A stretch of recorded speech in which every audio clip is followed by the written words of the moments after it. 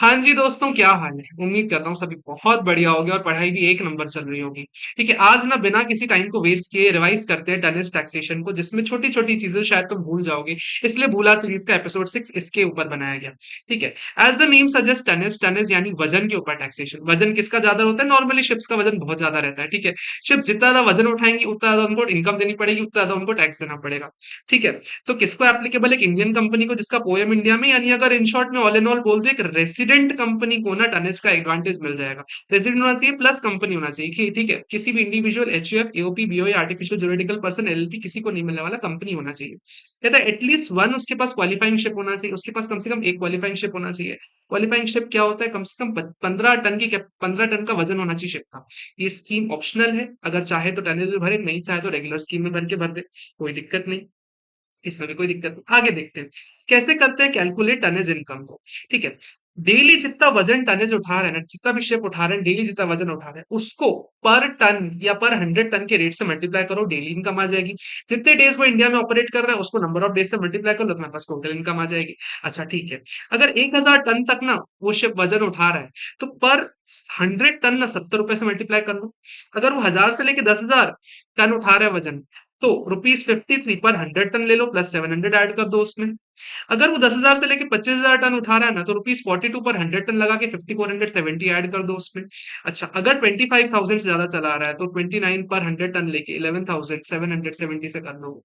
ठीक हो गई इतनी बात। अच्छा, ये चीज ना ध्यान देना कि एक स्लैब रेट है, कोई रेंज नहीं है। जैसे फॉर एग्जाम्पल अगर कोई 11,000 टन लेके जा रहा है शिप, तो पहले 1000 के लिए ना 70 रुपीज पर 100 टन के हिसाब से रेट लगेगा, जो कि 700 आता है। फिर उसके अलावा अगले 9,000 के लिए ना आपको ₹53 पर 100 टन लेके चलना पड़ेगा। ठीक है, 5470 माइनस 700, तुम्हारा आंसर आ जाएगा। उसके बाद अगले 1000 टन के लिए ना 11,000 में से अगले 1000 टन के लिए ₹42 पर 100 टन के हिसाब से टैक्सेबिलिटी आ जाएगी। ठीक हो गई इतनी बात। सर ये याद कैसे हो गया? पूरा चैप्टर में हमको बस यही तो नहीं याद होता, बाकी सब तो पहले से ही याद था अपने को। ठीक है, मेरे पे छोड़ ध्यान दो। पहला 1000 के लिए 70 तो याद हो जाएगा तुमको। अब मेरे साथ रिपीट करो आंखें बंद करके। 17 13 17 11 13 17 11 13 17 11 13 17 11 13 17 11 13 सब 13। ठीक है, सब 13। तो 70 में से ना -17 करोगे 53 आ जाएगा। ठीक है, 53 में से -11 करोगे 42 आ जाएगा। 42 में से -13 करोगे सीधे 29 आ जाएगा। 17 11 13 माइनस करते चलना है आपको, आपको इनकम आती जाएगी। 1000 तक का आपको पता ही है, 1000 से लेके 10,000 तक का सेकंड वाला, और 10,000 से लेके 25,000 तीसरा, और 25,000 के ऊपर चौथा। 17 11 13 सब 13 करके याद हो जाएगा आपको बड़े आराम से, कोई दिक्कत नहीं आने वाली। ठीक है, टनेज इनकम जो भी टनेज होगा ना आपका, उसको आपको नियरेस्ट 100 में लेके जाना पड़ेगा। ठीक है, नियरेस्ट 100 में लेके जाओगे आंसर मैच करेगा, नहीं लेके जाओगे आंसर मैच ही नहीं करेगा। ठीक है, कोई भी खर्चे आपको अलाउ नहीं होंगे इसके अगेंस्ट में, कोई भी set of against any losses allow नहीं होगा टनेज इनकम के अगेंस्ट। और लास्ट में ना, अगर आप टनेज में टैक्स भरते हो तो आपको मैट भी नहीं भरना। ठीक है, मैट भी नहीं भरना पड़ेगा, इतनी आपको छूट दे दी सरकार ने। Also qualifying ships include. अच्छा, ऊपर हमने पढ़ा कि 15 टन की शिप की कैपेसिटी या शिप का वजन होना चाहिए ना, तो उसको टनिस का स्कीम का बेनिफिट मिल जाएगा। लेकिन यहाँ क्या बोलता है ना, कौन कौन सी ऐसी सर्विसेज है, कौन कौन सी ऐसी सर्विसेज है ना जिनको टनिस का एडवांटेज नहीं मिलने वाला। कौन कौन सी है? एक सी गोइंग शिप जिसका मेन काम लैंड से होता है। ठीक है, उसके अलावा कोई फैक्ट्री शिप है। उसके अलावा कहता है कोई फिशिंग के लिए शिप जा रही है। उसके अलावा कहता है कोई हार्बर और रिवर फेरीज, यानी नदी के अंदर छोटी छोटी शिप चल रही होती है, उसको भी नहीं मिलने वाला एडवांटेज। प्लेजर क्राफ्ट, जो तुम बॉम्बे से लेके अलीबाग या बॉम्बे से लेके मुंबई किसी प्लेजर क्राफ्ट में जाते हो, उसमें भी तुमको एडवांटेज नहीं मिलने वाला। और एक ऑफशोर इंस्टॉलेशन के लिए अगर कोई शिप जा रहा है तो उसमें भी टनिस का एडवांटेज आपको नहीं मिलेगा। अच्छा, एक चीज का और ध्यान देना, अगर एक बार आप टनेज के लिए ऑप्ट करो तो कम से कम 10 साल के लिए आपको ऑप्ट करना पड़ेगा। अगर एक भी साल के लिए 10 साल में बाहर निकलते हो ना, अगले 10 साल के लिए तुमको टनेज का एडवांटेज नहीं मिलेगा, इसका बहुत चीज ध्यान देना। प्लस ऑल्सो इस चीज का ध्यान देना पड़ेगा आपको, maximum capacity utilization of the ships 49% से ज्यादा नहीं होना चाहिए। उसके अलावा बुक्स आपको अलग से मेंटेन करनी पड़ेगी और ऑडिट कराना पड़ेगा। ये सब तो बेसिक बातें हो गई। अब गहरी बातों में जाते हैं। टनेज स्कीम के लिए ना आपको कुछ स्पेसिफिक कंडीशंस का कंप्लायंस करना पड़ेगा। ठीक है, जितना भी आपका बुक प्रॉफिट है ना, उसका 20% आपको टनेज रिजर्व अकाउंट में हर साल डालना पड़ेगा। अच्छा, 20% of the book profit tonnage reserve account में डालना है। सर बुक प्रॉफिट क्या होता है?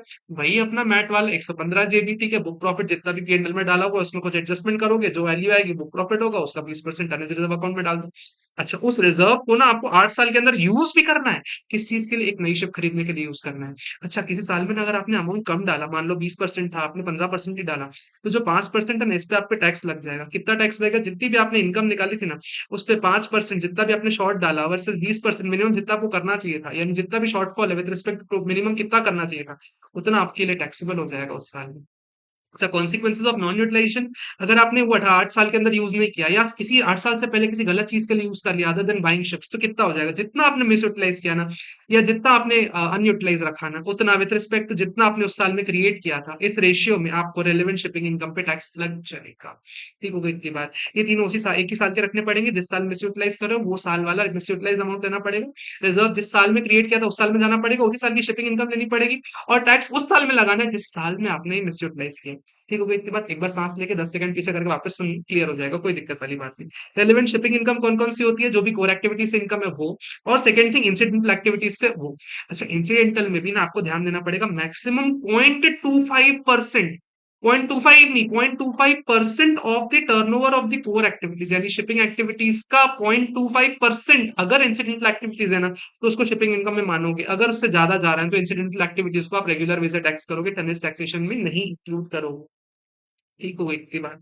एक बार मेरे साथ सांस लो और एक और चीज सुन लो बस। ये बोल रहा हूँ कि अगर अगर अगर आपने 2 साल तक रिजर्व में पैसे नहीं डाले तो टनेज स्कीम आपके लिए इनवैलिड हो जाएगी, आपके लिए अवेलेबल ही नहीं होगी उसके बाद। और उसके बाद कहता है कि अगर आपने जिस साल में शिप खरीदी, वो 20% शिप खरीदना था 8 साल के अंदर, ठीक है, जिस साल में खरीदी उस साल के एंड से 3 साल के अंदर आपको उसको ट्रांसफर नहीं करना, बेचना नहीं। अगर आपने उसको बेच दिया तो जितना आपने बेचा उतना प्रोपोर्शनेट अमाउंट ना आपको वो टैक्सेबल हो जाएगा। ठीक हो गई इतनी बात। इतना सही था दोस्त, टैनेज टैक्सेशन 6 मिनट में पूरा रिवाइज करवा दिया है। ठीक है, इतना करके आ जाओ, पेपर आराम से अच्छे से हो जाएगा। ठीक है, have faith in yourself, all the very best. कुछ लगे मेरे लायक बताना, do comment, do like this video and अपने दोस्तों को शेयर करना जिनको लगता है कि टैनेज टैक्सेशन दिक्कत लगता है।